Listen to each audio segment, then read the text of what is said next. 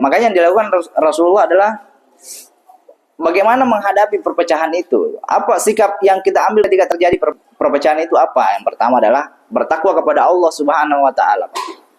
Ya. Bertakwa kepada Allah Subhanahu wa taala berdasarkan hadis ini tadi. Usikum bitaqwallah. Ya, nasihatnya pertama, wasiatnya Rasul yang pertama adalah anda bertakwa kepada Allah. Ya. Jadi, bagaimana prakteknya kalau terjadi orang bertakwa, prakteknya ketika terjadi perpecahan itu bagaimana? Nah, pertama lihat dulu Pak, ini terjadi perpecahan.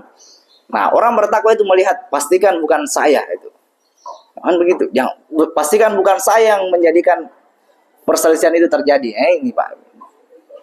Jangan sampai kita yang menjadikan perselisihan di antara masyarakat. Nah, hati-hati. Nah, jadi ini orang bertakwa itu melihat dulu ini. Pastikan bukan saya penyebabnya terjadi perselisihan itu.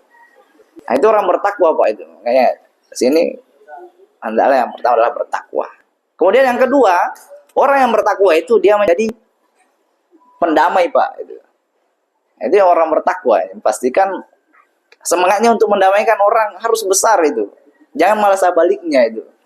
Suka adu domba. Kenapa? Karena memanfaatkan itu. Pak ini kalau bertengkar ini saya ada bisnis. Nah, ini tidak boleh Pak ini.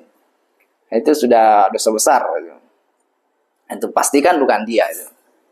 Nah, innamal mu'minuna ikhwatun fa aslihu baina akhawaykum, kan begitu. Sungguhnya muslim itu adalah bersaudara, maka damaikan di antara perselisihan itu.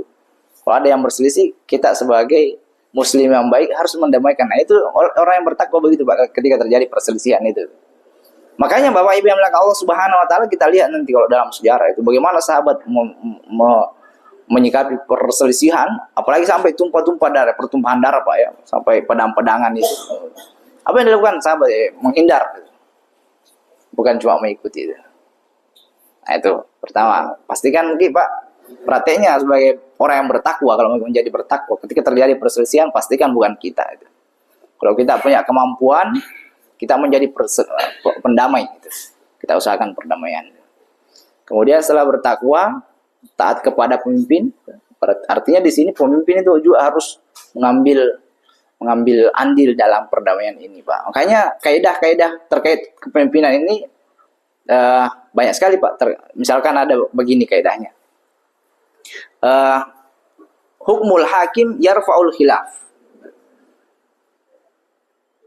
Kebijakannya pemimpin itu menghilangkan semua perbedaan. Prakteknya bagaimana? Kayak misalkan begini Pak ya. Cuma ini tidak diperhatikan di Indonesia. Metode untuk menentukan ru'yatul hilal Pak ya. Nanti kalau menentukan pertama itu kan berbeda Pak.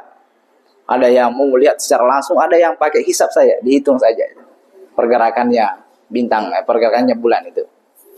Ini kan berbeda Pak ini metodenya ini. Sebenarnya hakim dalam hal ini adalah pemerintah sebenarnya. Kalau dia memilih satu itu wajib semuanya diikuti sebenarnya. Kalau misalkan mengatakan kita pilih ini, kita pakai hisab, maka sebenarnya hukumnya itu semuanya warga itu wajib Pak mengikuti. Nah, itu sebenarnya pemerintah punya ikut andil dalam meredam itu tadi itu. Makanya di sini juga disampaikan terkait dengan itu.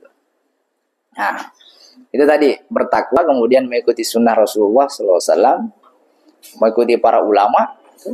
Nah, kemudian prakteknya di dalam hal ini adalah kembalikan kepada para ulama kita dalam berbagai pandangan-pandangan itu. Demikian Bapak Ibu yang Allah Subhanahu wa taala, untuk pemantik saja. Misalnya nanti kita perluasannya itu adalah ditanya jawabnya, diskusinya. Demikian saya kembalikan kepada beliau. Terima kasih. Baik. Terima kasih Ustaz.